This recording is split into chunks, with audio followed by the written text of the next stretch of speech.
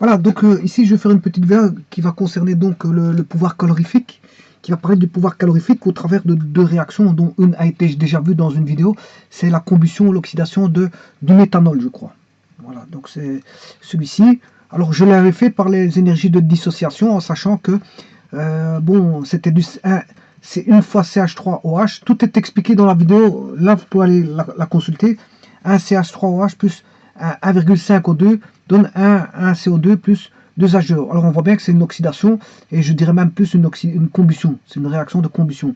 Parce que dès le moment où vous avez de l'O2 qui réagit avec du carbone, mais ça donne du CO2 avec du H2O. Ce qui change ici, c'est juste qu'on a des états qui sont liquides pour le méthanol, du gaz pour l'oxygène, du gaz pour le CO2 et du gaz et du liquide pour l'eau.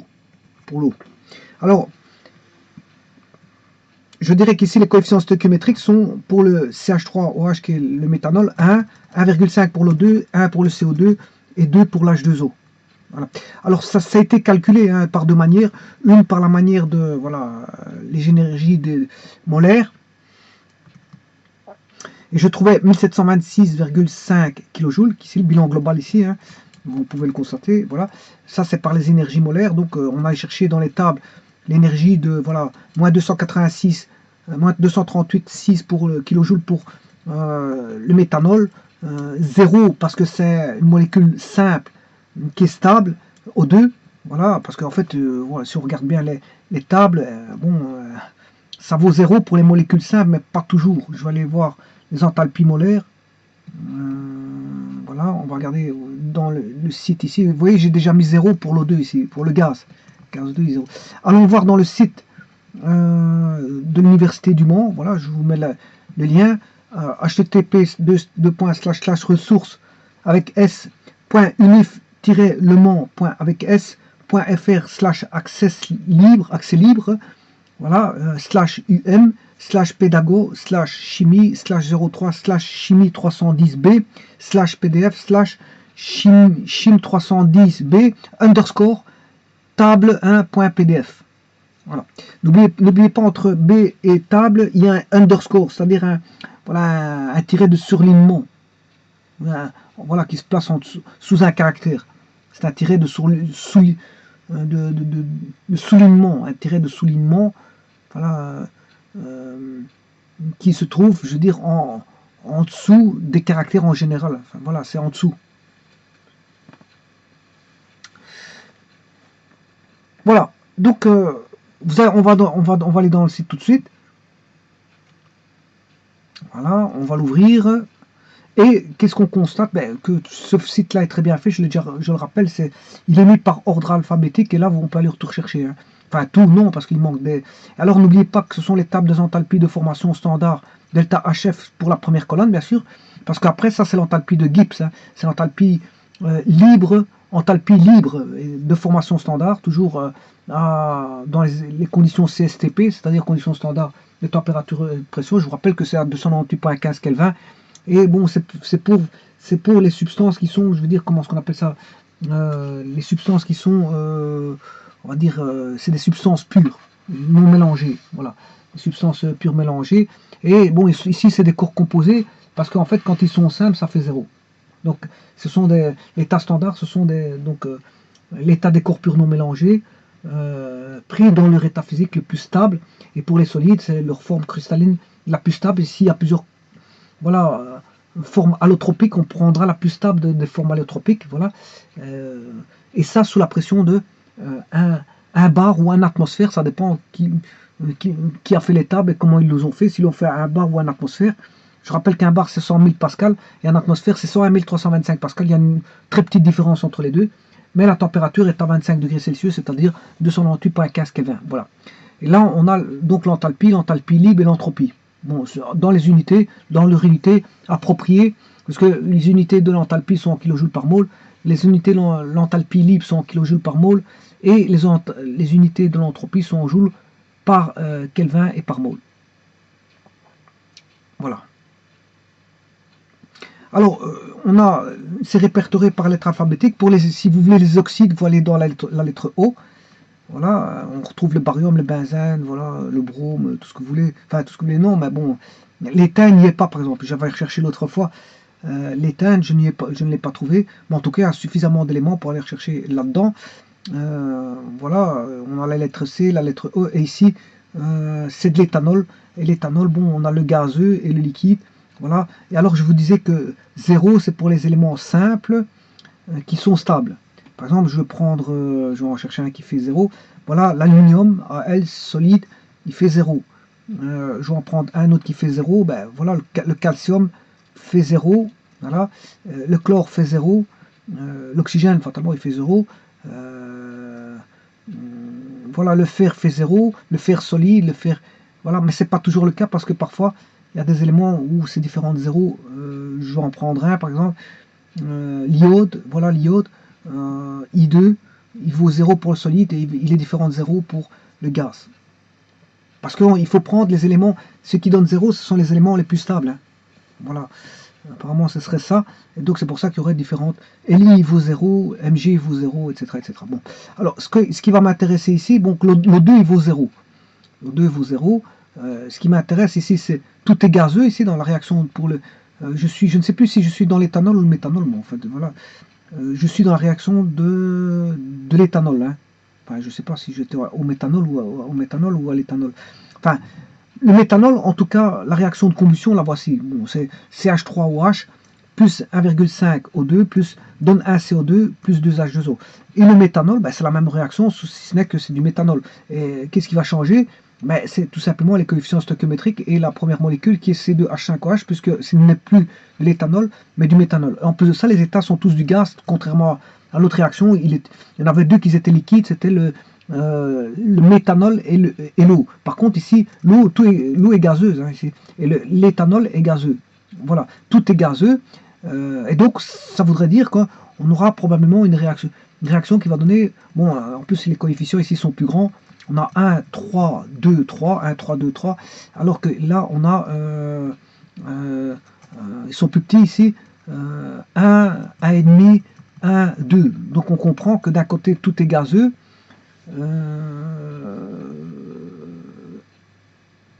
oui, tout est gazeux.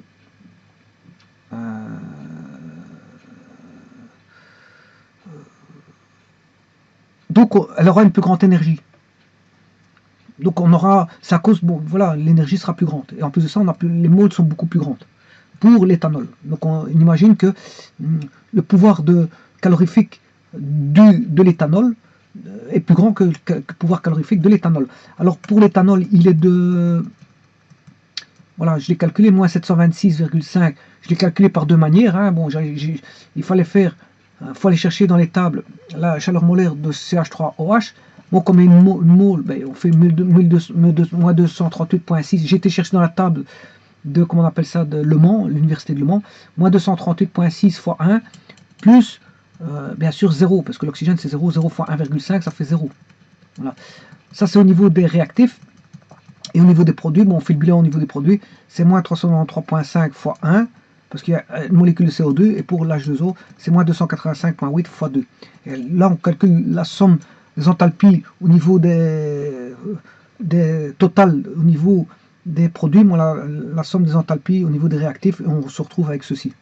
Bon, pour autant qu'on ait les valeurs plus ou moins bonnes, bon, il n'y a pas de problème. Alors, il y a une deuxième méthode qui a été établie, c'est par les chaleurs de dissociation, mais là, comme on a deux liquides, il faut passer par des gaz et il faut tenir compte des chaleurs de changement d'état. Donc, j'ai fait ça tout dans la vidéo, et je trouve une valeur, voilà, en cassant les liaisons, voilà, en faisant des ruptures de liaison, et de reformation de liaison, parce que c'est ça l'astuce, hein, à partir des enthalpies de liaison, on peut estimer la variation d'enthalpie d'une réaction. Le bilan consiste donc à créer un cycle de S où une première étape sera de décomposer, si vous voulez, les réactifs en atomes, donc libres, attention, isolés. Et bien sûr, ils doivent être tous gazeux, mais ça, bon, on a déjà tenu compte, je veux dire, dans le changement d'état ici, libre, si on a un liquide, gaz, voilà, on va rechercher la chaleur voilà, de vaporisation pour le nombre de molécules données. Hein, voilà, si on en a une, il n'y a pas de problème. Et on va rechercher aussi la chaleur de vaporisation. Voilà, pour 2 molécules, enfin 2 moles d'H2O, et en tenant compte de toutes les chaleurs de vaporisation pour le nombre de moles spécifié, et en rassemblant bien sûr l'énergie de dissociation ainsi que l'énergie de réassociation, c'est-à-dire de formation, ben, en faisant la somme des deux, comme il y en a une qui est positive et l'autre est négative, parce que quand on casse les liaisons, elles sont positives. Voilà, les ruptures donnent des valeurs positives. Voilà, ici, elles donnent des valeurs positives. Mais les formations, voilà, ça c'est encore une rupture parce qu'on casse le CH3OH, on casse l'O2, puisque ce sont les réactifs.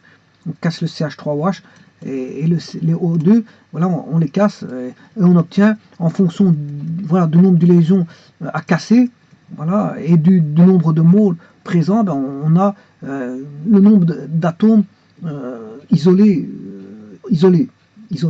voilà, sous forme gazeuse. Voilà.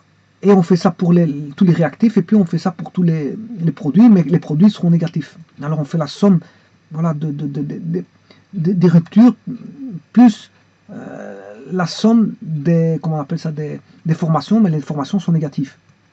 Les formations sont négatives. Ici, je ne les ai pas mis négatifs, parce que, pourquoi je ne sont pas négatifs? Parce que tout simplement, on peut appliquer deux formules séparées. Une, soit vous avez la somme des ruptures, voilà, delta H rupture. Moi, je vais le refaire parce que j'ai complètement loupé mon coup. Vous faites la somme des delta H rupture, voilà, plus la somme des delta H reformation ou association, réassociation, enfin association. Et là, bon, vous les comptez tous négativement, ben voilà. Ou alors vous pouvez faire somme de delta H rupture moins, et là tout est positif. Vous allez chercher tout ce qui est positif dans le tableau. Donc là, il ne s'agit plus de mettre des valeurs. Là, delta H rupture est positif et delta H association ou formation sont positifs. Puisque là, on va retrancher le tout. Voilà. Et alors moi j'ai appliqué la formule numéro 2. C'est-à-dire que aussi bien les ruptures et les associations sont positives, je les prends directement en brut du tableau, le tableau donne des valeurs positives, donc je les prends en brut du tableau et je fais la soustraction, juste la soustraction comme ceci ici. Voilà. Ça m'évite de mettre un moins partout. Hein. Bon, j'évite de mettre un moins partout. Je vais chercher dans le tableau où tout est positif. Là, dans ce tableau-là,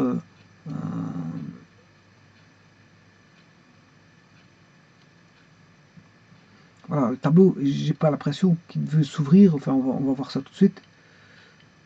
Si. Voilà.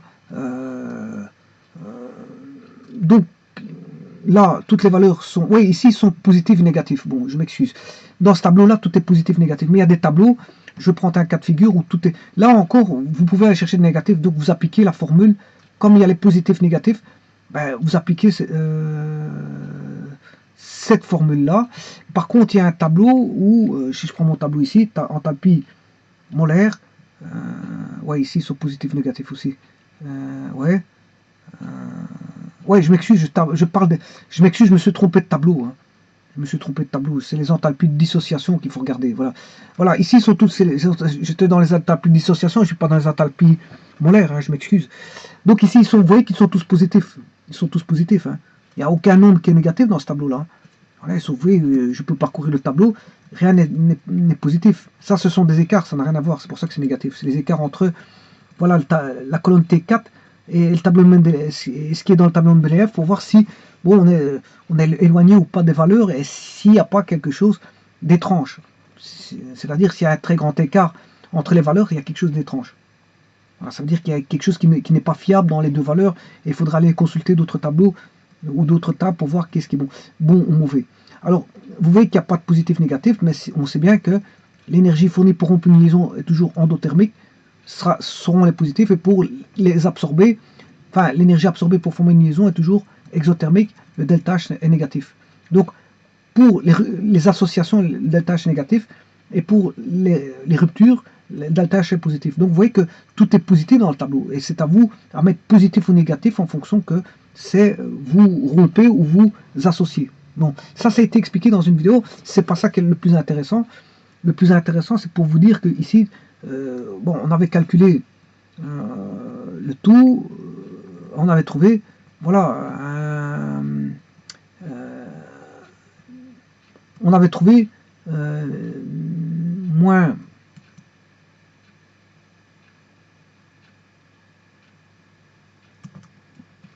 moins 726 kJ par les enthalpies molaires et voilà, le delta H réaction oxydation ou réaction totale, c'est égal à delta H de rupture moins delta H formation, dans ce cas-ci compté dans le sens, enfin positivement, voilà, plus les delta H de changement d'état bien sûr. Il y a deux changements d'état. Voilà, et en calculant tout ça, ben, on a moins 580 kJ bien sûr, et là moins 726 avec les enthalpies molaires. Donc l'écart faisait 146,20. Voilà. Mais ça a été expliqué dans une vidéo. Donc ce qui veut dire que moi, ici, je reprends, ce qui m'a intéressé, c'est moins 726,50. Voilà, je vais me fier à celui-là.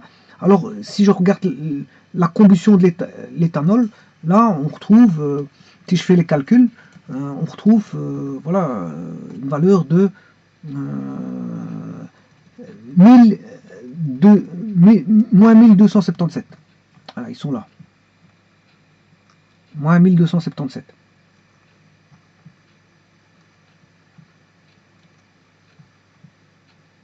Donc la réaction est exothermique, parce que c'est une réaction de combustion. Hein. C'est une réaction de combustion. Bon, toute réaction de combustion est exothermique. Mais là, on voit bien que c'est une réaction de combustion. O2, on a du carbone avec l'oxygène donne du CO2 plus de l'H2O. Si ça, c'est pas une réaction de combustion, je ne sais pas qu'est-ce que c'est alors. Hein. Bon.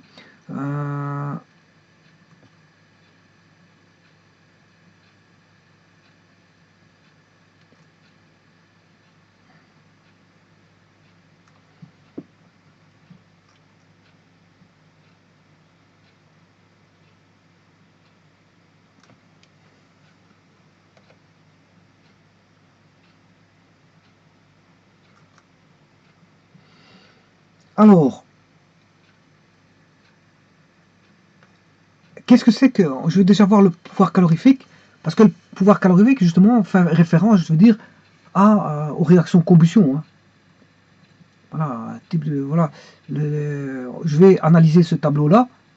Voilà, mais regardez bien que, tout d'abord, le pouvoir calorifique ou chaleur de combustion, en anglais, bon, heating value ou heat of combustion, d'une matière combustible est l'opposé de l'enthalpie de réaction. L'opposé, c'est parce que c'est négatif, hein, c'est normal, parce que c'est exothermique.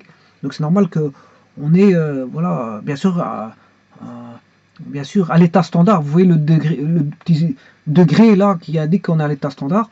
Et l'opposé de l'enthalpie de réaction de combustion par unité de masse dans les conditions normales de température et de pression. Donc on a bien à 298,15 et à une atmosphère ou 1 bar. Voilà, notre delta H, c'est négatif. C'est l'énergie dégagée sous forme de chaleur par la réaction de combustion, par le dioxygène, autrement dit, la quantité de chaleur. Le plus souvent, on considère un hydrocarbure réagissant avec de l'O2, donc le dioxygène de l'air, pour donner le dioxyde de carbone, de l'eau et de la chaleur. Donc vous avez vu que voilà, dioxygène qui est là. Donc c'est vraiment ça. Donc on a du carbone qui provient donc de l'éthanol, plus de l'O2, ben, va donner du CO2 plus de la H2O. C'est ce qu'ils disent. Hein. C'est ce qu'ils disent. Je ne fais rien d'autre que de lire ce qui est là. Bon, voilà, le plus souvent on considère un hydrocarbure, voilà, réagissant avec le dioxygène de l'air pour donner du dioxyde de carbone, de l'eau, du carbone de l'eau. Ici, il s'agit, vous comprendrez qu'il s'agit d'un alcool. Hein. C'est pas un hydrocarbure, c'est un alcool. Voilà, voilà ouais, il contient une chaîne hydrocarbonée, mais c'est un alcool parce qu'il a la fonction OH. C'est un, voilà. Si on parle d'essence, on comprend que il y a l'indice d'octane, voilà, on a l'essence, je comprends que c'est un hydrocarbure. Le d'hydrogène, c'est pas un hydrocarbure, le gazole non plus. Enfin, le gazole, si, carburant pour diesel. L'éthanol, non, c'est bon, c'est un biocarburant. C'est un biocarburant. Bon, voilà. Le propane, c'est un hydrocarbure. Le butane, c'est un hydrocarbure. Le bois, voilà, c'est pas un hydrocarbure. Hein. Et le charbon, Voilà, c'est pas voilà, c'est vrai que ce sont des chaînes carbonées, mais c'est pas forcément, c'est pas voilà, car charbon, c'est pas un hydrocarbure, hein.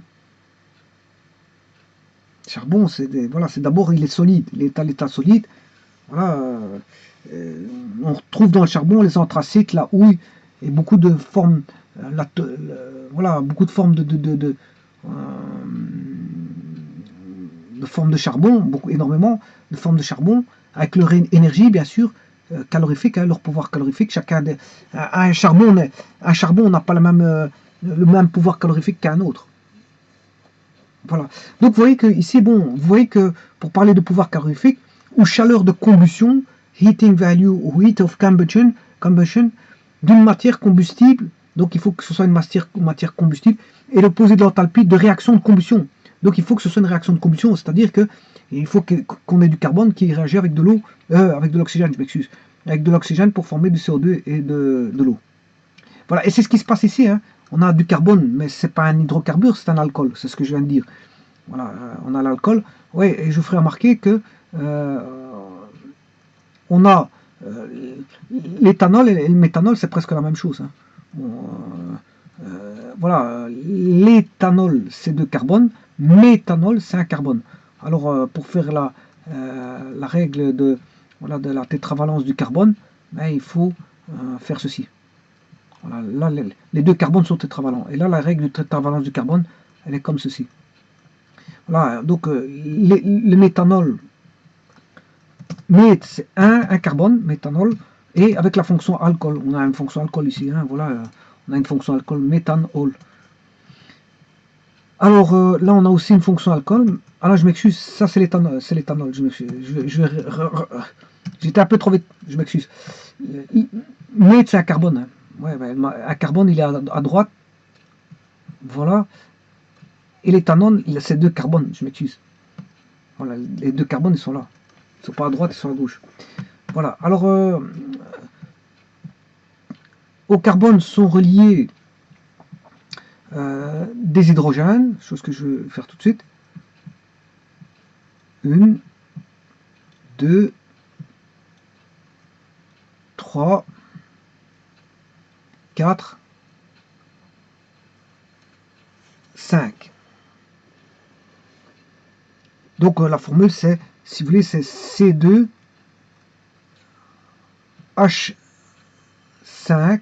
Et alors là, vous mettez la fonction alcool OH. Et là, c'est C. Donc on a H, H, H. Là, vous mettez OH.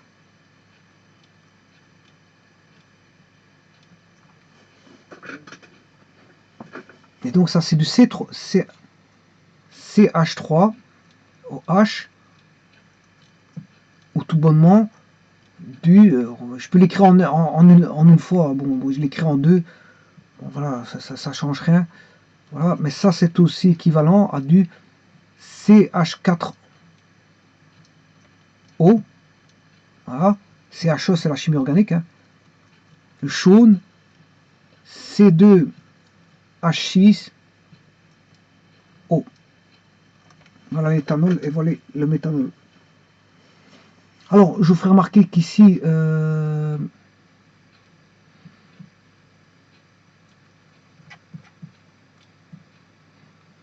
vous rappelle que dans les alcools, il y a l'alcool primaire. Donc, l'atome de carbone porteur du groupe OH est lié à deux autres atomes de carbone. L'atome de carbone porteur, donc ici, si je regarde ici, l'atome de l'OH, il est relié à un carbone qui lui est relié à deux atomes de carbone. Là, c'est un atome, enfin, c'est un alcool secondaire parce que le carbone est relié à deux carbones. Par contre, là, c'est un alcool tertiaire parce que le carbone qui relie l'OH est relié à trois carbones. Voilà. Et là, on a un alcool primaire parce que l'OH qui relie le carbone qui relie l'OH est relié à un carbone. Donc si je reviens ici, ça c'est un alcool primaire parce que le carbone qui relie l'OH est relié qu'à un seul carbone. Qu'un seul carbone. Voilà. Par contre, ici, on n'a pas d'alcool primaire, ni tertiaire, ni secondaire. Hein. Ouais, ni alcool primaire, ni alcool secondaire, ni alcool tertiaire. Hein. Donc ici, on a un alcool primaire. Mais là, on ne peut pas parler d'alcool primaire, secondaire ou tertiaire. Voilà. Ou alors, on pourrait parler d'un alcool, je vais regarder tout de suite, parce qu'il existe l'alcool peut-être quaternaire, je crois. Hein. Quaternaire. Là, 1, c'est primaire. Si j'en mets 2, c'est ternaire. Ouais, non, ça va, j'ai regardé. Donc, ça va jusque l'alcool tertiaire. Voilà. Et quand on n'a pas d'alcool, il n'y a pas de dénomination. Hein. Je crois qu'il n'y a pas de dénomination. C'est alcool, soit alcool primaire, voilà, ou alcool secondaire, ou alcool tertiaire. Voilà, on n'a rien d'autre. Voilà. Et l'éthanol est un alcool primaire. Oui, là, ils vous le disent. Issu de la culture de la betterave ou de blé après fermentation de sucre. Donc, c'est un alcool primaire issu de la culture de betterave. Donc, quand vous voyez les camions passer sur la route remplis de betteraves pendant la nuit avec les lampes oranges, surtout que c'est la période hein, de la culture. Je crois que c'est la période de la culture de la betterave. Hein, je veux dire, je ne sais pas si c'est, mais je crois que c'est la culture au mois d'octobre. Je crois, je n'en suis pas assez sûr, mais je crois que c'est la culture de la betterave cette période-ci. Voilà. Donc la betterave, ils sont ramenés, je veux dire, aux raffineries sucrières. Donc voilà, culture de betterave ou de blé, ou de blé aussi, après fermentation des sucres. Donc ça peut provenir de la culture de betterave ou de blé. Ça provient aussi du blé. Alors on fermente les sucres et on a l'éthanol par fermentation des sucres, soit de la betterave ou du blé. Voilà, alors sachez que ça pèse 46 grammes par mol, hein, parce qu'on a de carbone. Carbone, ça fait 12 grammes par mol. On a 6 hydrogènes, 6 fois 1, plus l'oxygène fait 16. Ça fait, vous faites 2 fois 12, 24, plus 6, plus 16, ça fait 46 grammes par mol. Voilà, et l'éthanol est un alcool primaire.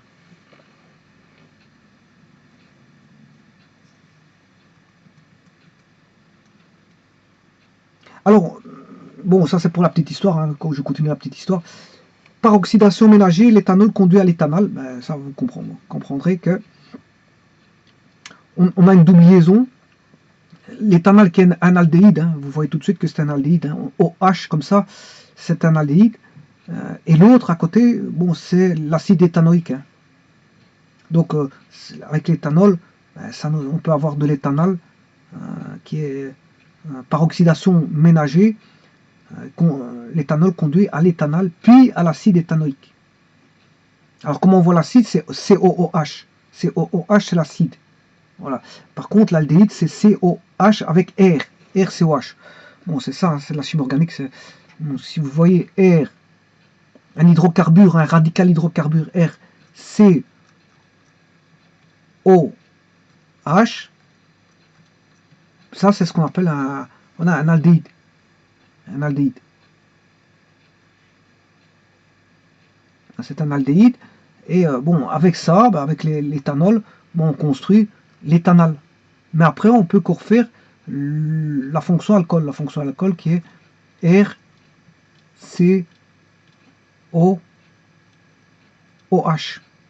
Ça, c'est la fonction alcool.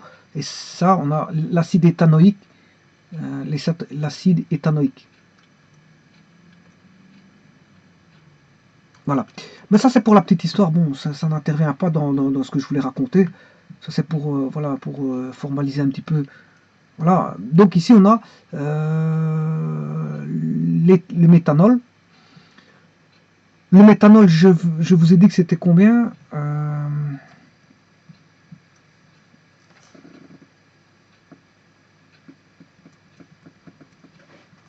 1277. 1277 kJ par mole. Voilà. 1277 kJ par mole. Voilà, ça c'est pour celui-là. 1277 ou moins 1277 parce que je vous ai dit que c'était kilojoules par mole, c'est exothermique. C'est une réaction de combustion. Moins 277. Et l'autre donnait, je ne sais plus combien. Je vais aller voir ça tout de suite. Moins 576, quelque chose comme ça pour le méthanol. On va aller voir ça tout de suite. Alors le méthanol donnait 726,5. Moins 726,5. Voilà. Voilà. Ici, j'ai pas mis les moins parce que j'ai dit que ça fournit. Quand on dit que ça fournit, ben on sait bien que c'est un moins. Alors je compare l'éthanol au méthanol, les pouvoirs calorifiques de l'un par rapport à l'autre. Moins 726,5. Alors on va regarder après ça. Moins 726,5 kJ par mole. Donc il y en a un qui est plus énergétique que l'autre. Il y en a un qui est plus énergétique que l'autre. Bon, qu'est-ce qui est le plus énergétique? Mais c'est l'éthanol. Donc on en fait un biocarburant qui est de l'alcool. Bon, je vous rappelle quand ici en Belgique, bon, il y avait une usine qui fabriquait du biocarburant qui se situait dans une zone, voilà, pas loin de Ligny, qui était à Fleurus, située à Fleurus. À Fleurus, il y avait une société, je ne sais pas si elle existe encore maintenant, mais voilà, qui fabriquait du biocarburant. Voilà, qui traitait, voilà, et qui fabriquait du biocarburant. Je ne sais plus le nom de cette société. Voilà, mais elle fabriquait du biocarburant. Alors, ceci étant dit, on a le pouvoir calorifique de l'éthanol qui est plus puissant que le pouvoir calorifique du méthanol. Bon, alors je vais d'abord calculer le 1200, moins 1277, comment il a été calculé, je vais vous le montrer.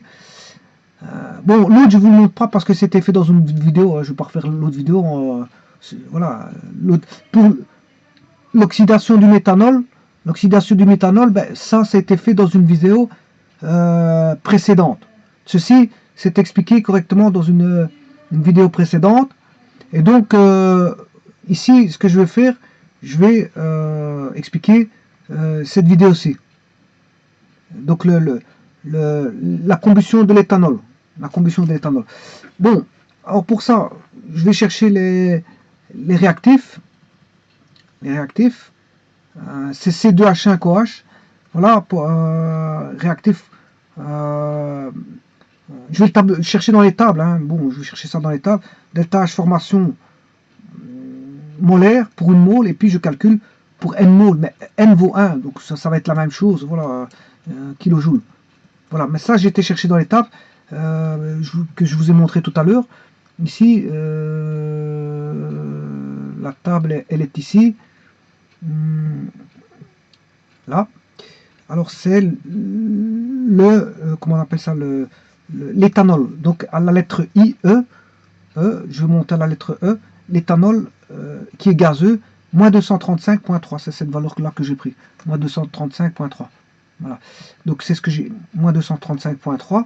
Voilà, qui est dans mes tables, hein, je l'ai répertorié dans mes tables. Table d'enthalpie molaire. Voilà, voilà, ça c'est les valeurs que je prends de temps en temps de la table de l'université de Le Mans. Moins 235,3 pour l'éthanol qui est gazeux. Bon. Alors maintenant il faut aller chercher l'oxygène, mais l'oxygène vous savez que c'est 0 parce que je vous ai dit que c'est un élément qui est simple. Voilà, c'est un corps pur, simple. Donc à ce moment-là, là ça vaut 0. Maintenant, je vais prendre pour le CO2, dans les tables donc de l'université de Le Mans. Voilà le CO2 qui se trouve, donc dioxyde de carbone, il faut aller chercher dans les oxydes. Alors le dioxyde de carbone, c'est dans les oxydes, oxyde de fer, oxyde de lithium,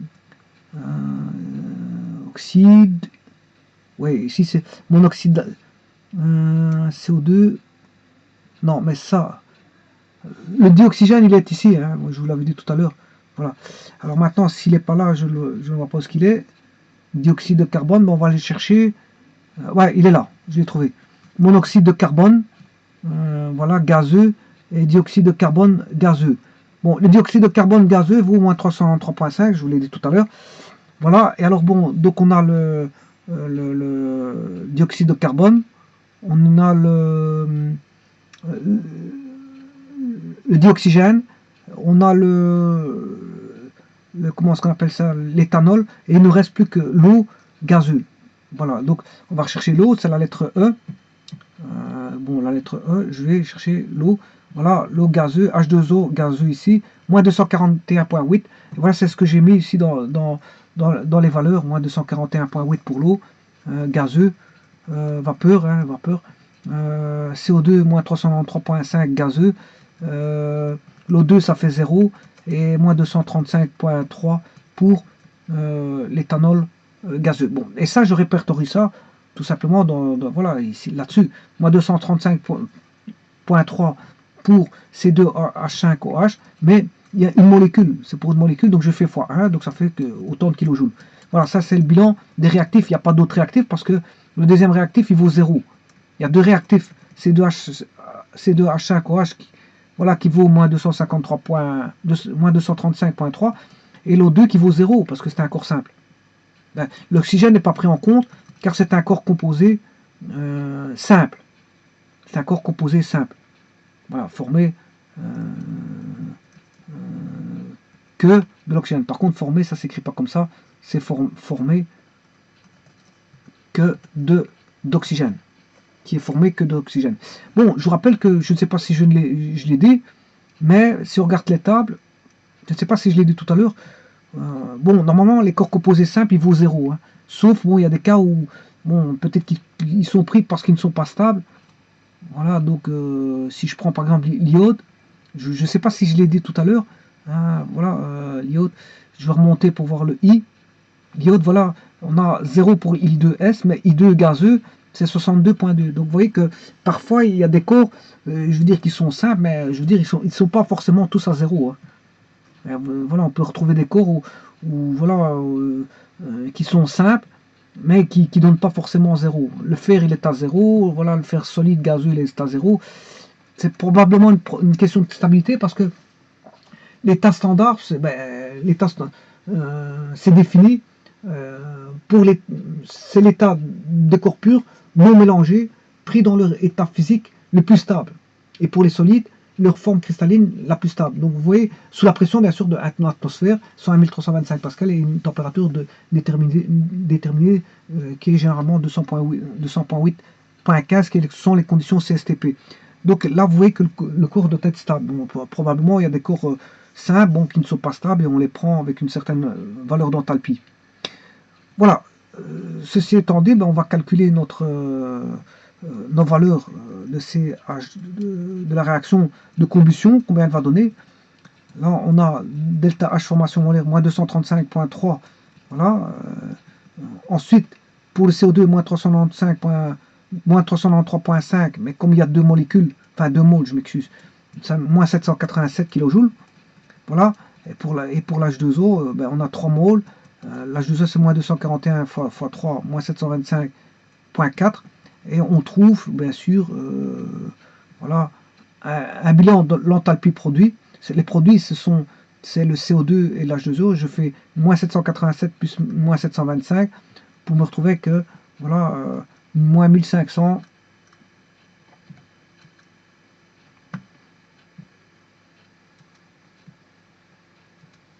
Moins 1512,4 kJ. Voilà. Et pour l'enthalpie des réactifs, on a très peu, parce qu'il n'y a que voilà, une molécule qui intervient. Voilà, c'est le C2H5OH qui intervient. Par contre, l'O2 n'intervient pas. Par contre, pour le membre de droite qui sont les produits, on a le CO2 qui intervient avec 2 moles et l'H2O avec 3 moles. Bon, et il donne plus ou moins presque le même nombre d'enthalpie pour le CO2, 2 moles de CO2 et 3 moles de H2O, on a presque la même chose. Moins 727 et moins 725 et moins 785 ajouté aux deux donne 1512. Bon, bien sûr, moins 1512,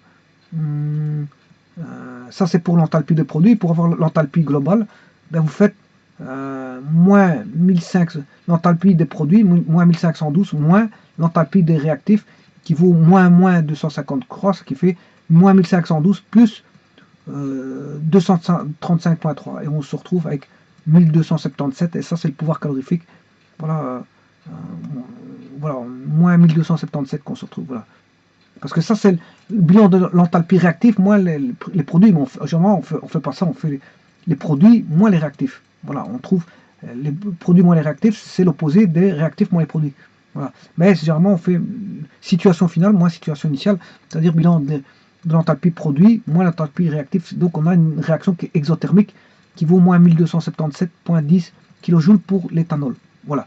Donc, elle est exothermique, cette réaction-là, parce que bon, ça donne du négatif. Alors, une mole d'éthanol dégage 1277 kJ, c'est le pouvoir calorifique de l'éthanol.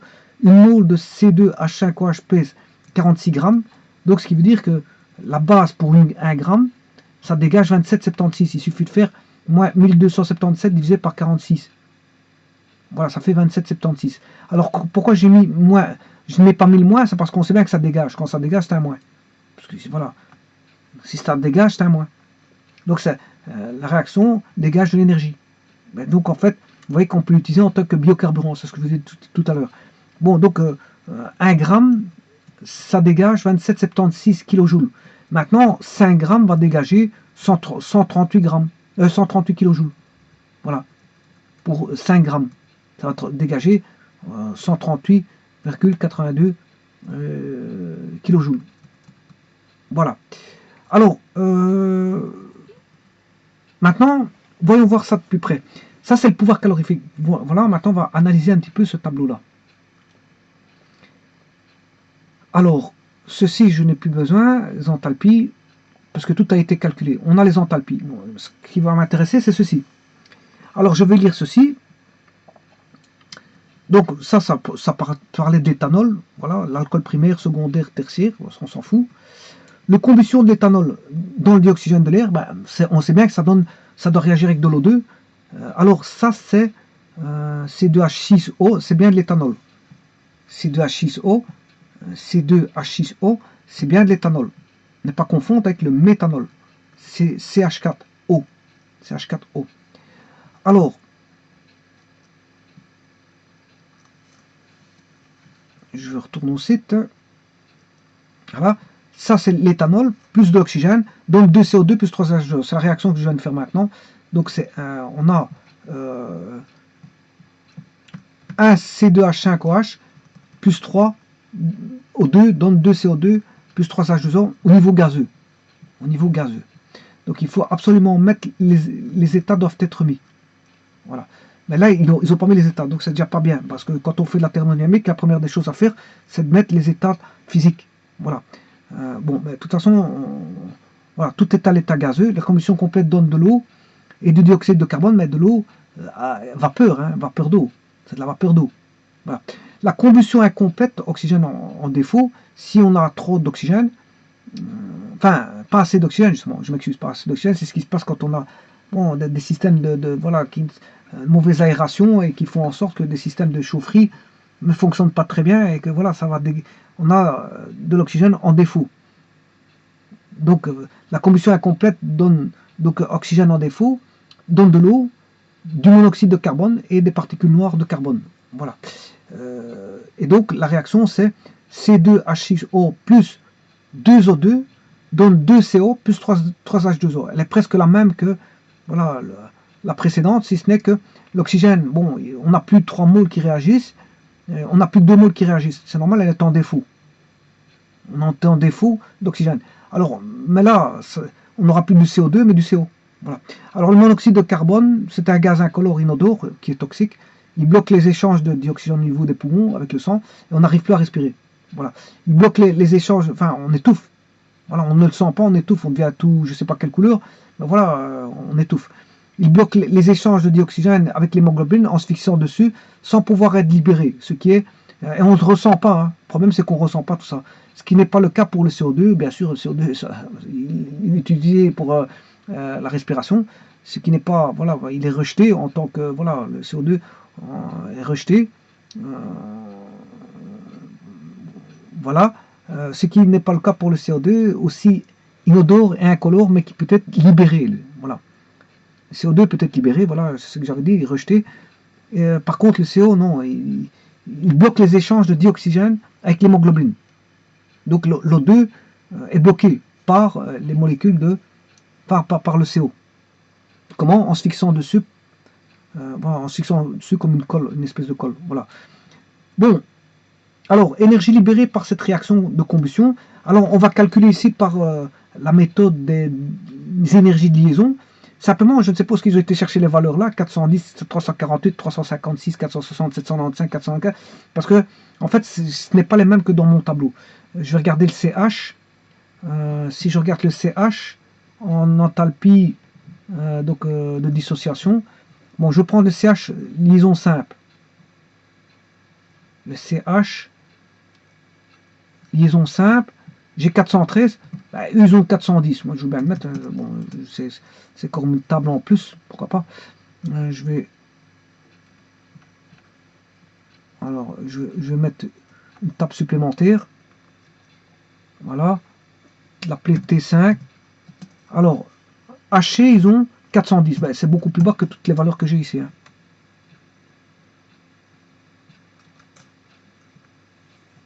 Bon, 410, et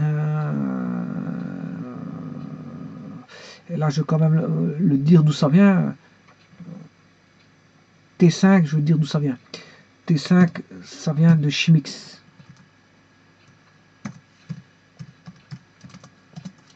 Voilà, T5. Alors bon, allons voir T5. On va leur copier ce tableau-là, hein.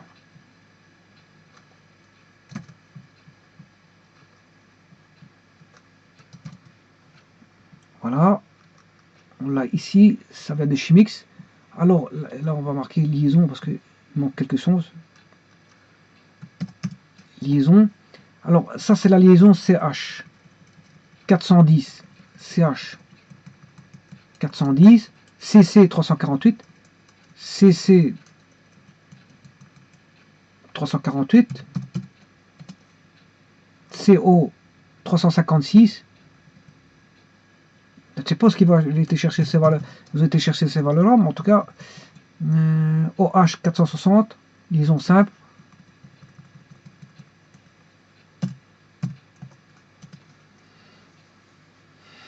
« 460, CO dans CO2, 795, CO double liaison. Combien? Je ne sais pas combien. 795. Elles sont bien plus basses que les valeurs que j'ai. 795 et 494 pour OO.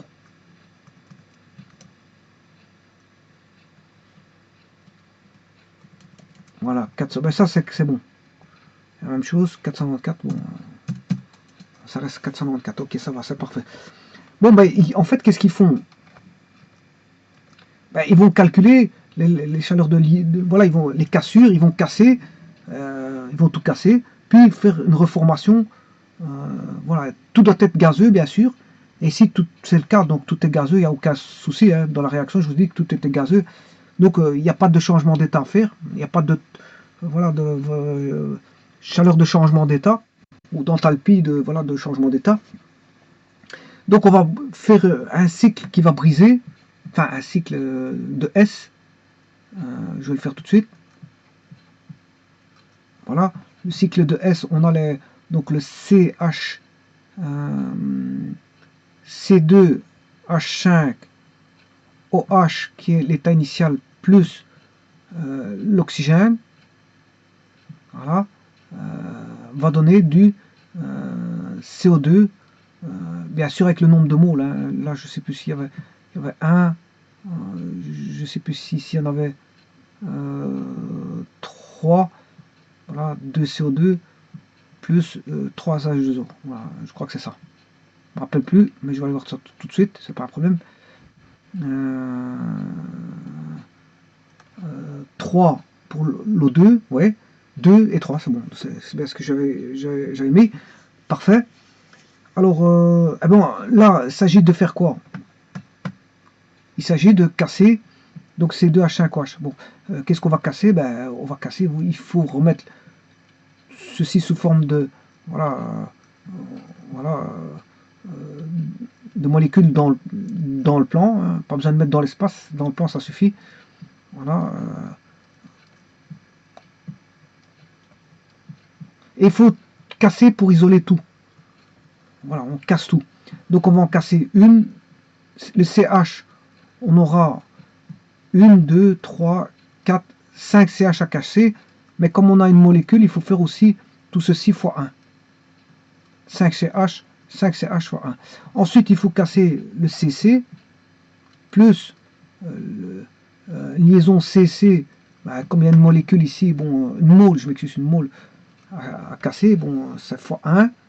Voilà, une fois ça, plus, bien sûr, une fois une liaison CC. Bien sûr, quand je dis une fois, c'est la variation d'enthalpie. Hein, quand je dis CH, c'est la variation d'enthalpie. CH, voilà, la variation de rupture, c'est la variation d'enthalpie de rupture de liaison CH. Il y en a 5 à casser, donc il y a 5 fois delta CH. Voilà. Si je veux faire, je peux être plus propre dans mon écriture, mais vous devez comprendre ceci parce que j'ai déjà fait une vidéo, c'est ça qu'il y a. Bon, donc ici, on aura 5 liaisons, 5 fois le delta H de rupture de la liaison CH, qui est positive parce que une rupture, on apporte de l'énergie. Voilà. Alors fois 1 parce qu'une mole. Voilà. Puis après, bon, il faut faire avec, il faut casser la liaison. On a une liaison CC à casser. Voilà. CC. Voilà. Puis on a liaison O à casser, CO. CO, donc delta H, rupture CO, plus OH, parce que n'oubliez pas qu'ici, il y a un OH ici. Hein. Voilà, plus un OH. Voilà, et puis après, ben ici, il y a l'oxygène qui fait ceci. Et on a, voilà, O2, il est 3 fois. 3 delta H rupture OO. Voilà. Et en faisant ça, ben, qu'est-ce que vous avez? Ben, vous avez tous les atomes isolés. Hein. Vous avez un cycle de S avec tous les atomes isolés pour les réactifs en tout cas. Parce que voilà. Donc ce qui veut dire que vous avez cassé, ça c'est l'état initial. Voilà. Et vous cassez la structure pour avoir ben, tout ce que je vous ai montré ici. Vous allez avoir un carbone, plus un carbone. Tout est à l'état gazeux, donc il n'y a pas de problème, il n'y a pas de changement d'état, je vous l'ai dit tout à l'heure. Pas de changement d'état à faire, tout est à l'état gazeux. Sinon, il faudrait tenir compte des changements d'état, tout simplement. Voilà. Mais ici, c'est pas le cas. Bon, plus, voilà, combien d'hydrogène? 1, 2, voilà, plus 3, plus 4, plus 5, plus tout est isolé comme ça, plus l'oxygène, on a OO, mais on l'aura 3 fois. O, ça fait 2, et voilà, 3. Voilà, on a tout ceci. Donc, quand on a scindé ceci, maintenant, le cycle de S, pour revenir, bon, ça, l'état initial, j'ai pas besoin de réécrire ici, parce qu'en fait, il est déjà là. Je sais pas pourquoi j'ai fait une copie. Alors que, bon, l'état initial, il est là. Hein. L'état initial, il est là. Voilà, et maintenant, pour aller ici, ben, il faut reconstruire une étape, ça c'est une étape de rupture. Maintenant, il faut faire une étape de formation, c'est-à-dire que pour avoir 3H2O, il faut 3H2O, il faut HO, HO, ça c'est 1. HO, HO, ça fait déjà 2H2O. Alors, j'ai pas assez d'hydrogène, tiens, c'est bizarre que j'ai pas assez d'hydrogène. Enfin, d'hydrogène, j'en ai avoir 6. J'ai 3H2O. Il manque un hydrogène. Ouais, bah, oui, bien sûr. Ici, j'avais 6 hydrogènes. 5 plus 1, 6. Donc, j'ai oublié 1, 2, 3, 4, 5. Bah oui, j'ai oublié un hydrogène. Voilà. Donc, et maintenant, je peux faire encore un. Voilà. Et là, c'est delta, je viens de fabriquer une liaison HO, combien de fois? Ben, 2 fois. HO, HO, 2 fois HO, mais comme il y a 3 molécules, 3, voilà, 3 moles, je m'excuse, 3 moles, c'est 3 fois 2 fois delta HO. Voilà. Et en faisant ça, on a construit tous les H2O. Les H2O sont formés. Mais là, c'est delta HO formation. Hein. Voilà, formation, donc ils sont négatifs, ils sont pris négativement. Voilà, donc ici, ce qui veut dire que je vais enlever 2 H. 2 H. Et encore 2 H pour enlever 3 oxygènes. Un oxygène, un oxygène, et un oxygène. En faisant ça, ben on vient de former 3 H2O. Voilà, on vient de former 3 H2O. Voilà, et maintenant on s'est formé 2 CO2. En faisant quoi? Une liaison CO2, c'est une liaison CO2, comme ceci. Donc on va prendre celui-là. Pour ça, il faut que j'efface bien sûr ceci. Voilà. Ben, on va former CO pour faire CO2. Et CO pour faire CO2. Voilà, tout est formé. Et on a formé en cassant en éléments simples et en reformant. Là, on a le voilà on a fait par un cycle de S. Voilà, à partir des enthalpies de liaison. Donc on peut estimer la valeur de la variation d'enthalpie de la réaction. Voilà. Et donc le bilan qui consiste donc à créer un cycle de S où une première étape décomposerait donc les réactifs en atomes libres et une seconde les recombinerait pour former les produits. Bon, alors ce qu'il faut savoir c'est que bon, la méthode n'est pas très, je veux dire, elle est simple, bon, elle est intéressante par la simplicité qu'en fait son intérêt, mais en fait le problème c'est que bon, elle n'est pas précise. Hein, bon, pour avoir plus de précision, il faut aller dans des tableaux qui donneraient bon, parce qu'en fait quelque part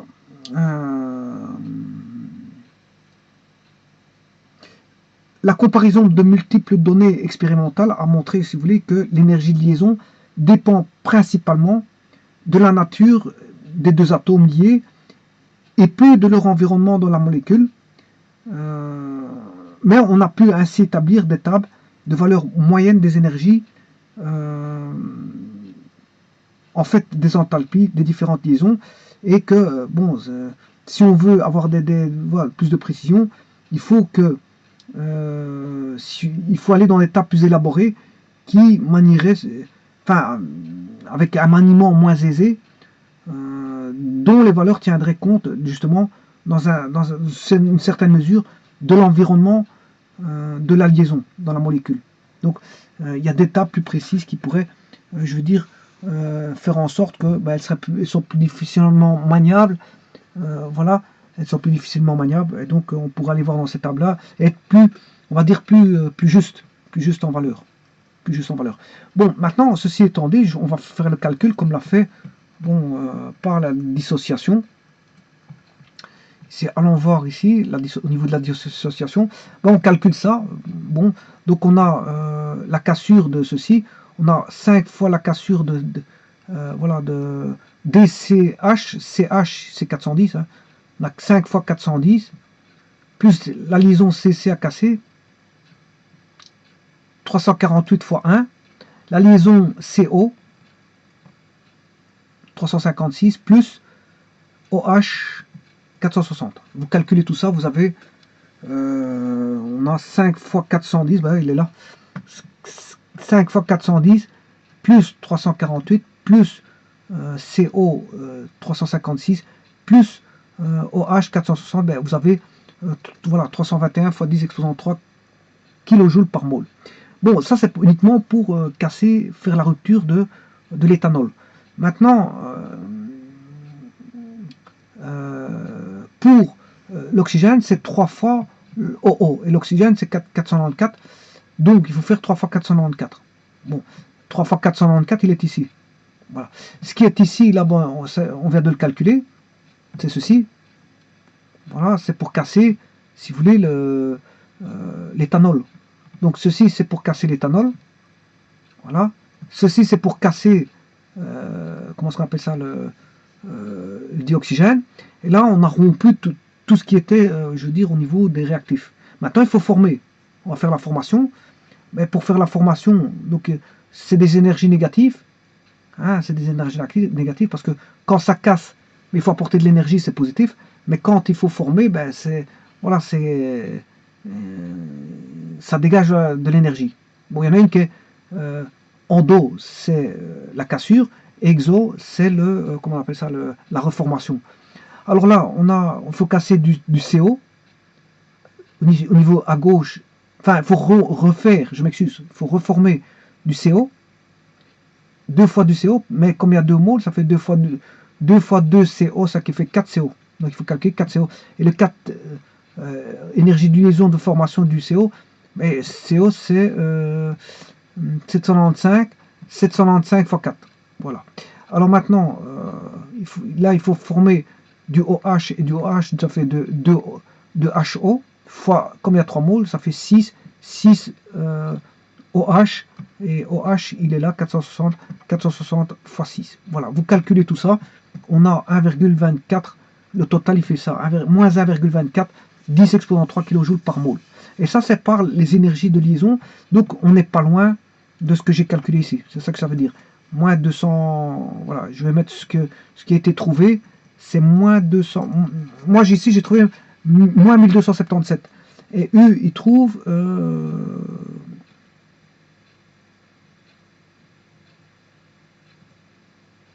1240. 1240. Voilà, donc on a un écart de 37 si vous voulez. Ils ont trouvé 1240. Enfin, je vais regarder si c'est bien ça. Ce qu'ils ont trouvé.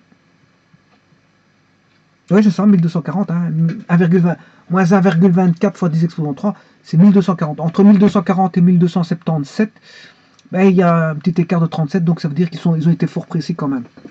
Voilà, donc voilà ce que je trouve ici pour calculer ceci, 1277, et voilà ce que eux trouvent avec les énergies de dissociation, 1240. Bon, voilà, il y a 37. Bon, et en fait, ça c'est le pouvoir calorifique de comment on appelle ça, de l'éthanol, de l'éthanol. Alors maintenant, voyons voir. On va mesurer le pouvoir calorifique. Voilà, ça c'est le pouvoir calorifique au niveau comment est-ce qu'on appelle ça, thermochimie. Maintenant, faisons-le au calorimètre. Au calorimètre, comment est-ce qu'on va faire pour mesurer le pouvoir calorifique?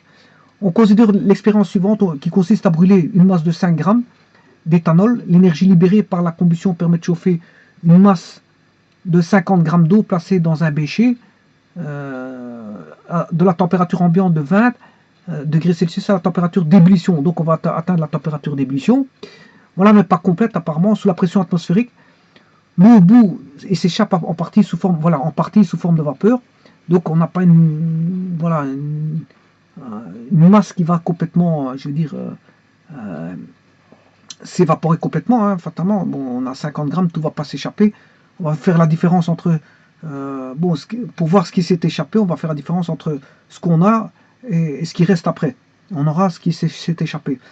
Voilà, donc sous forme de vapeur, une fois que tout l'éthanol brûlé, tout a brûlé au niveau de l'éthanol, hein, on mesure la masse MF égale 42 grammes. Voilà, quand tout l'éthanol a brûlé, ben, on sait bien la chaleur qui a été dégagée sous forme de vapeur. De vapeur. Voilà. Mais pour ça, il faut terminer dans le creuset, on met l'éthanol et on brûle de l'éthanol jusqu'à la fin. Et on regarde combien d'eau qui est partie. Bon. Alors, 42 grammes d'eau est partie, ça veut dire que, enfin, 42 grammes d'eau reste dans le bécher, ce qui veut dire que 50 moins 42, il reste 8 grammes sont partis. Le creuset de 5 grammes a fait partir 5 grammes de, comment on appelle ça, d'éthanol. Ben, il a fait partir 8 grammes d'eau. Alors, l'expérience, elle est établie à l'aide d'un calorimètre, c'est-à-dire on néglige dans un premier temps toute perte d'énergie vers l'extérieur, donc c'est un système isolé. La capacité thermique massique de l'eau, c'est de l'eau, on sait bien que c'est 4,18 kJ par kilo et par Kelvin, ça on le sait déjà. Capacité thermique du caloromètre, voilà, il le donne. Ça, c'est la capacité thermique, c'est le C du caloromètre, qui est donné en kilojoules par Kelvin. Voilà, la chaleur massique de vaporisation de l'eau, c'est 2,25 fois 10 exposant 3 kJ par kilo à 100 degrés Celsius. Et là, on peut calculer tout. Donc, comment est-ce qu'on calcule l'énergie qui a été... Voilà, si on veut calculer, je veux dire, le pouvoir calorifique de l'éthanol, eh bien, tout simplement, l'énergie thermique, on va faire ceci. La masse initiale d'eau fois le C de l'eau, fois la température d'ébullition, moins la température initiale, qui est de je ne sais plus combien, température initiale, de 120, voilà, de 100 moins 20, ça fait 80 degrés. Voilà. Voilà. Donc, ça fait 80. D'ailleurs, les 100 moins 20, ils sont là, hein, ça les 80 degrés. Plus le C du calorimètre, voilà, c'est les pertes du calorimètre, fois la température. Lui aussi, il subit la même température, variation de température, c'est 100 moins 20. Alors, on peut mettre en évidence ici, hein, vous voyez qu'on peut mettre en évidence 100 moins 20. Si vous mettez 100 moins 20 en évidence, il va rester MI, masse initiale de l'eau fois C de l'eau, plus le C du calorimètre. Le C du calorimètre. Voilà, ce qu'on appelle je ne sais plus comment on appelle ça, la capacité thermique du calorimètre. Voilà, voilà le C du calorimètre. Donc, là, on calcule ceci. La masse d'eau, c'est 0,05 kg fois 4,18 kilojoules par kilo et par Kelvin. Voilà, plus le C qui vaut 1,2, le C vaut 1,2, 1,20 kJ par Kelvin. Voilà. On calcule ceci fois la variation de température, et là on a 1, ça c'est ce qui va se passer au niveau de l'eau et du calorimètre. Voilà, c'est l'énergie thermique nécessaire pour augmenter la température de l'eau de 20, faire passer l'eau de 20 à 80, mais sachant que le calorimètre va prendre aussi de la chaleur. Voilà, l'eau n'est pas tout seul, hein. Les accessoires vont prendre, je veux dire, de la chaleur, donc fatalement on va se retrouver avec voilà, 1,1. On serait tenté de croire on fait MC delta T, mais non, parce qu'en fait il y a les pertes du calorimètre. Et comme on a les pertes du calorimètre quand on fait de la calorimétrie, la première des choses qu'on recherche, c'est la capacité thermique du caloromètre, c'est le C du caloromètre. Il faut détecter, enfin, étalonner le C, chercher le C, qu'est-ce qu'il vaut. Une fois qu'on a le C, ben, après, c'est une composante voilà, qui va intervenir en plus de la chaleur qui va s'échanger, enfin, la variation de température qui va augmenter la chaleur. La chaleur apportée dans le creuset va faire élever la température d'une température de 20 à 100, mais le problème c'est que le caloromètre va prendre de la chaleur aussi, c'est ça que je veux dire. Donc il faut déterminer ce qu'on appelle voilà, le C du calorimètre avant toute chose pour savoir qu'est-ce que le caloromètre va absorber. Voilà. Donc l'eau n'est pas tout seul à absorber, il y a le caloromètre qui absorbe, voilà, parce que c'est des accessoires qui sont en contact avec l'eau. Voilà, ceci étant dit, bon, tout ça, ça fait combien? 1,1 fois 10 exposant 2, ce qui fait 112,7 voilà, kilojoules. 112,7 kilojoules. Bon, maintenant, l'énergie thermique Q2, c'est nécessaire pour vaporiser l'eau, parce que l'eau est vaporisée à 100 degrés, à pression atmosphérique, bien sûr. Et là, à ce moment-là, quelle quantité va être vaporisée? Ben en fait, il faut prendre la masse initiale d'eau moins la masse finale d'eau, ce qui fait 50 grammes moins les 42 grammes, je crois, ça faisait 8 grammes. Et 8 grammes, c'est 8 fois 10 moins 3 kg, fois la chaleur latente de vaporisation, qui est 2,25 fois 10 exposant 3. Les unités, c'est CV de l'eau. 2,25 fois 10 exposant 3 kJ par kilo. Voilà, à 100 degrés. Donc on indique ça, 2,25 fois 10 exposant 3. On trouve 18 kJ, ce qui fait, en vérité, c'est 17,6 kJ. Voilà. Et vous faites le total, Q1 plus Q2, ce qui fait 112,7 plus 17, ce qui fait Voilà, 1,3 fois 10 exponent 2, en gros, ce qui fait, ça fait 130, hein, 130,3, ce qui fait 1,3 fois 10 exponent 2, ce qui fait 130 kJ.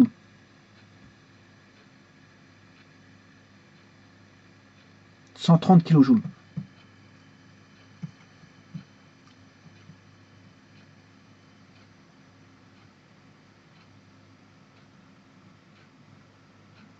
Voilà, 130 kJ.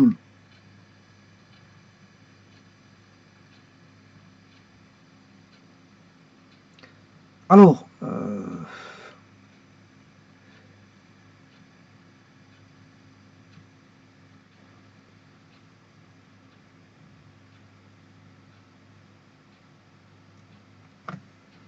ça c'est le pouvoir.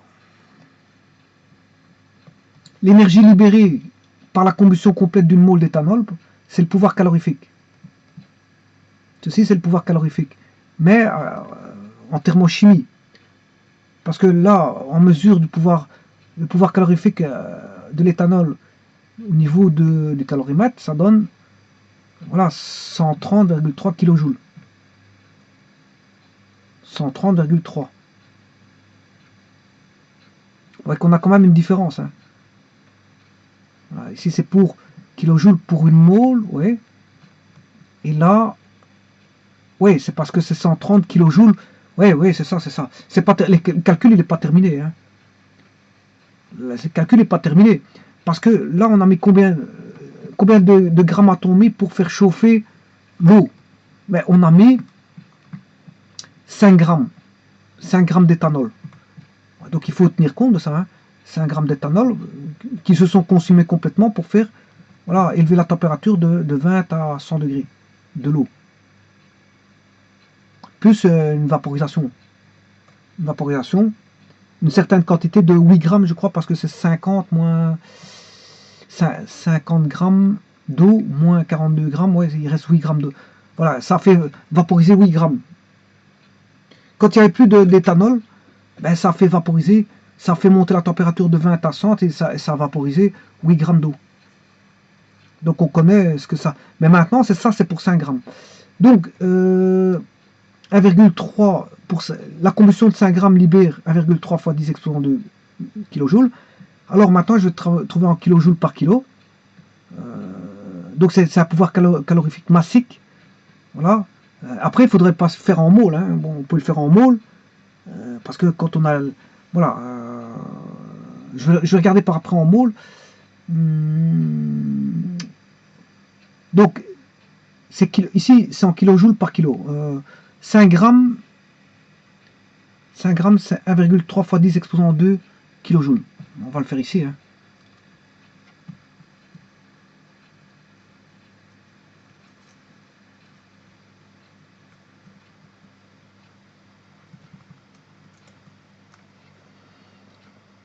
Alors, ici j'ai une base sur 5 grammes, mais c'est pour 5 grammes, ça dégage 138 grammes. 138 kilojoules. Et là,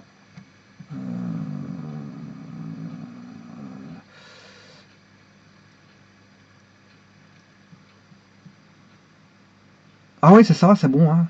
138, moi j'ai 138, là, eux ils ont 130. Pour 5 grammes, ils ont 130. Le calorimètre fait voilà, donne une erreur enfin, il y a un écart de 8, de 130,3. Voilà, pour 5 grammes. Pour 5 grammes, au niveau du calorimètre, hein, je calcule avec le calorimètre. Si je vais l'indiquer, le calorimètre. Bon, le calorimètre, lui, pour 5 grammes, donne 130.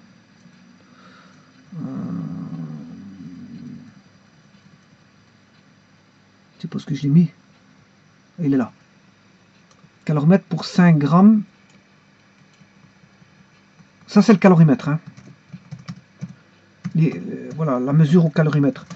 Pour 5 grammes, mais ça fait 130 dégage. Non. Nécessite. Ouais, nécessite.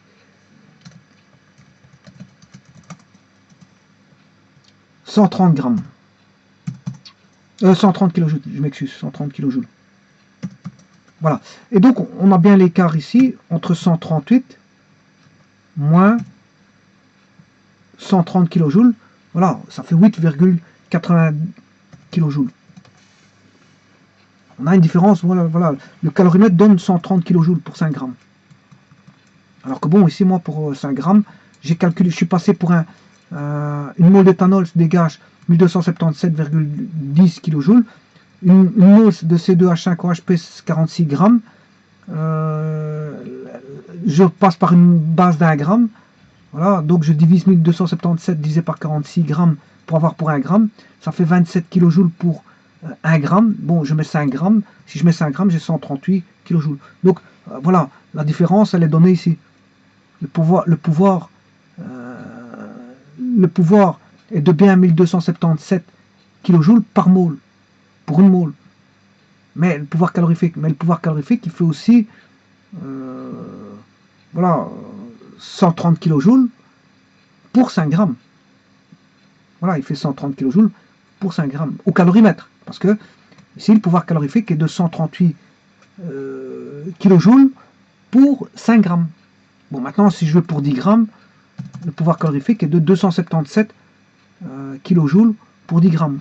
Pour 100 grammes, voilà, il donne plus d'énergie.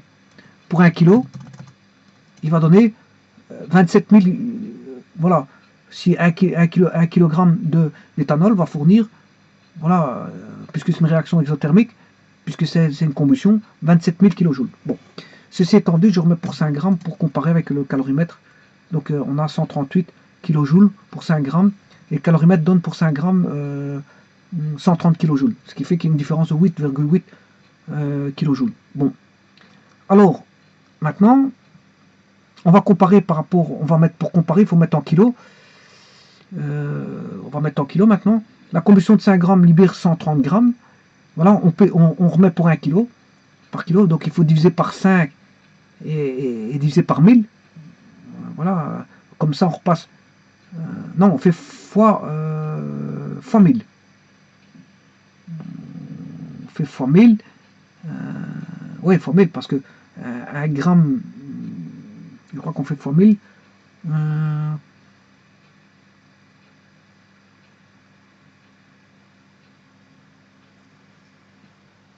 Bon, fois 1000. Bon, pour passer pour 1 kg, je vais vous le donner tout de suite. Hein. Je vais vous donner tout de suite pour 1 kg. Je l'ai fait tout à l'heure. J'ai pas besoin de faire ce rapport-là. Je fais pour 1 kg, parce que je l'ai déjà ici.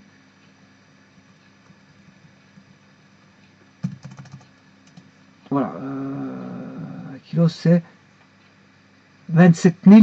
Ouais, et lui, là, eux, au calorimètre, ils auront 26 000. C'est normal parce qu'ils ont 130 grammes. Voilà. Ils auront 26 000.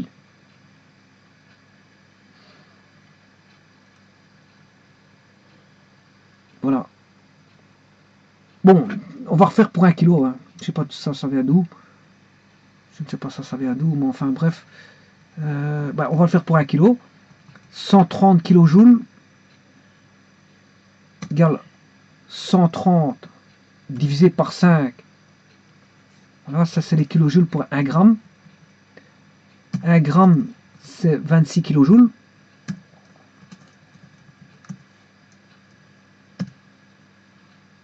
Voilà, et 1 kg, c'est fois 1000. Hein. Voilà, fois 1000, 1 kg, c'est 1000 grammes. Voilà, donc pour 1 kg, c'est 26 000 joules. C'est ce que je vous disais. 26 000 kJ. Bon, alors, allons voir ici. 26 000 kJ, c'est ça, donc c'est 26 000 kJ par kilo. Alors maintenant, je vais comparer par rapport au méthane, au butane, à l'essence, au charbon. 26 000, donc ça c'est le pouvoir calorifique massique, parce que c'est par kilo. Voilà, massique. Le méthane c'est 55,6. Il est plus énergétique que le butane, c'est tout des combustibles, hein, qui lui est plus énergétique que l'essence, 42,5 fois 10 exponent 3. Et le charbon, l'essence est plus énergétique que le charbon, et le charbon est plus énergétique que le bois.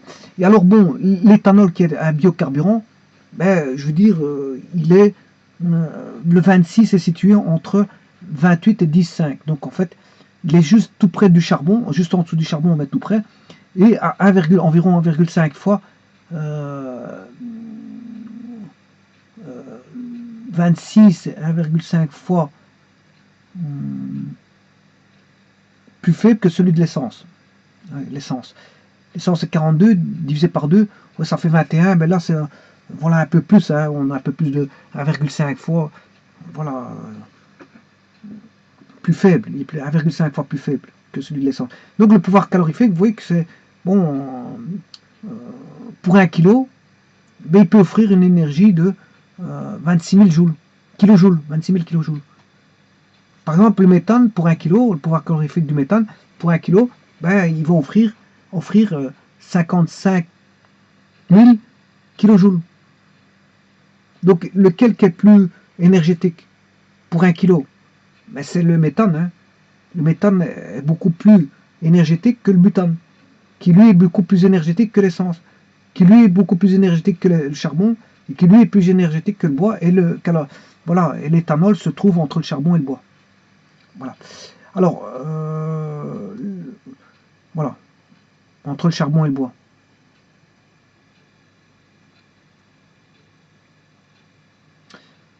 Voilà, alors maintenant, allons voir ce que dit le pouvoir calorifique.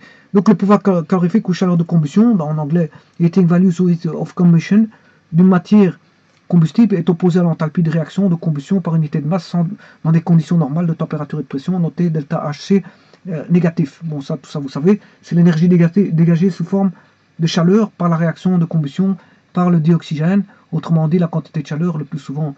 Bien sûr, ici, c'est pas un hydrocarbure, hein, c'est un alcool.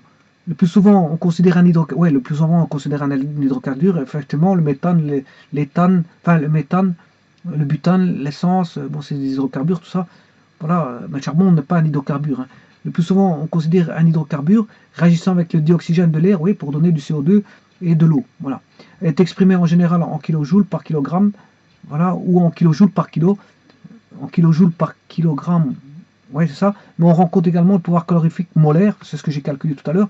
J'ai calculé les deux, hein, parce qu'il y en a un calorimètre qui donnait le pouvoir calorifique massique, alors que bon, moi j'ai calculé le pouvoir calorifique molaire. Bon, et il existe aussi le pouvoir calorifique volumique en kilojoules par litre pour le gaz naturel. Il est exprimé en kilowattheure par normomètre cube. Donc notez kilowattheure normomètre cube. Ce sont des mètres cubes normaux, si vous voulez. Normomètre cube sont des mètres cubes normaux. Alors il existe, voilà, parce que bon, les gaz, il faut parler sous une pression donnée, une température donnée. Hein. Je vous expliquerai comment ça va pour les gaz. Là, et la température, il faut les donner dans des conditions normales de température et de pression. Donc ce qu'on appelle normomètre cube. C'est une pression déterminée, qui sont conditions normales de température et de pression, CNTP. Alors, il existe deux types de pouvoir calorifique, le pouvoir calorifique supérieur et inférieur. Bon, c'est l'énergie thermique libérée par combustion. Vous voyez qu'il faut une réaction de combustion d'1 kg de combustible. Bon, voilà. Cette énergie comprend la chaleur sensible, mais aussi la chaleur latente. Bon, par contre, l'autre, elle prend en compte la chaleur sensible, mais elle exclut la chaleur de vaporisation. Il y en a un qui prend la chaleur de vaporisation, la chaleur latente de vaporisation de l'eau, l'autre, il ne la prend pas. C'est juste ça. Bon, il y a juste une différence entre les deux. Alors cette énergie peut être entièrement récupérée si la vapeur d'eau émise est condensée, c'est-à-dire si toute l'eau vaporisée se retrouve finalement sous forme liquide. Là elle est condensée, on la retrouve sous forme liquide. Par contre, l'autre, à l'exclusion, sous forme de chaleur sensible, à l'exclusion de l'énergie de vaporisation présente. Le pouvoir calorifique inférieur, c'est l'énergie thermique libérée par la combustion d'1 kg de combustible sous forme de chaleur sensible, à l'exclusion de chaleur de vaporisation de l'eau présente en fin de réaction. Donc là, on enlève la chaleur, l'énergie de vaporisation. Il y en a un, on tient compte de l'énergie de vaporisation et l'autre pas. Alors, le rendement d'une chaudière s'exprime comme le rapport entre la chaleur récupérée par la chaudière et la chaleur libérée par le combustible consommé. Voilà. Donc c'est un rapport entre ce que la chaudière a récupéré, en énergie bien sûr, et la chaleur libérée par le combustible consommé. Voilà. Donc voilà, le rendement de la chaudière, c'est ça. Qu'est-ce qu'il a plus il récupère de la chaleur provenant du combustible que le combustible a libéré, voilà, plus il a un rendement fort. Voilà, sinon, inversement, il a un rendement faible. Or, le PCI est par définition toujours inférieur au PCS. Ceci explique pourquoi il est possible d'entendre parler de rendement de chaudière à condensation supérieur à 100%. Dans ce cas, le rendement est calculé à partir du PCI, ce qui couvre artificiellement le rendement affiché. Ce procédé permet de réellement comparer tous les types de chaudières à condensation ou non sur un pied d'égalité. Par contre, le calcul du rendement à partir du PCI n'est plus honnête et une valeur supérieure à 100% n'a aucun sens physique. Le rendement calculé sur PCS qui est toujours à 100%, devrait être utilisé pour évaluer les rendements de toutes les chaudières. Bon, donc c'est pour des calculs de rendement de chaudière. Ça. Voilà. Par extension, il est possible de parler de PCS pour tout matériau pouvant libérer de l'énergie sous forme de chaleur. Donc on ne parle pas uniquement pour les chaudières, mais pour des matériaux pouvant libérer de l'énergie sous forme de chaleur.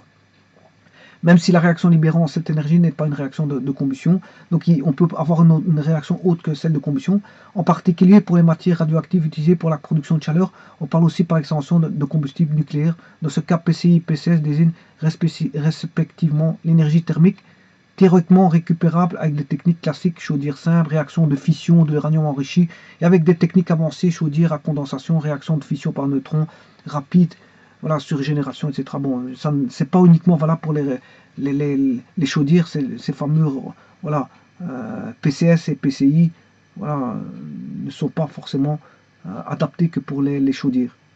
Voilà, le pouvoir calorifique supérieur et inférieur. Voilà, et alors ici, il vous donne le pouvoir calorifique moyen de quelques combustibles. Et alors bon, on a l'hydrogène, l'essence, le gazole, l'éthanol, qui est de 29,7, 1300, 1300 kJ par mole. Ben c'est en fait c'est 1300. Moi j'avais 1277, ça fait 1300. Donc c'est juste. Bon, ma valeur est bonne. Mon pouvoir calorifique il est bon. 1277,10, 1300 c'est bon, hein. Bon, je fais la différence ici. 1300 moins ceci, ça donne 22,9. Il y a une petite différence de 22,9 par rapport voilà, au pouvoir calorifique indiqué sur les tables ici. Voilà, on a l'éthanol, le propane, le butane, le bois, le charbon, ben c'est ce qu'on a retrouvé tout à l'heure dans les tables voilà, qu'on a ici, hein, c'est les tables qu'on a ici. Méthane, butane, essence, charbon, c'est un petit peu tiré, un petit peu, je sais pas, c'est un petit peu le même ordre. Voilà. Et là, on a, voilà, qu'est-ce que c'est ça? C'est le pouvoir calorifique inférieur au PCI à 25 degrés. Alors là, c'était le pouvoir calorifique moyen. Et ça, c'est les pouvoirs calorifiques inférieurs, voilà, qui sont donnés. Différents produits, nitrométhane, nitropropane, acétylène, voilà, les aromatiques, les alcools. Voilà, c'est toute une belle table, voilà, avec les biographies. Jean-Claude Guibet, Carburant et moteur, technologie, énergie, environnement, publication de l'Institut français du pétrole, volume 2, Technip, 1997, 830, voilà, ISBN 2-710 7108 0704-1. Voilà. Voilà, très belle table qui donne les PCI, c'est les PCI en fait, voilà. Pouvoir calorifique inférieur. Voilà, ici, ça les pouvoirs calorifiques moyens. Alors, il vous le donne en BTU/LB, en kilojoules par litre et en mégajoules par kilo. Voilà.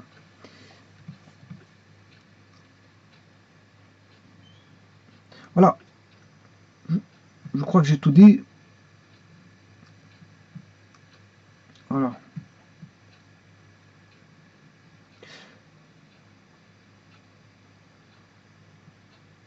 Je vous remercie beaucoup.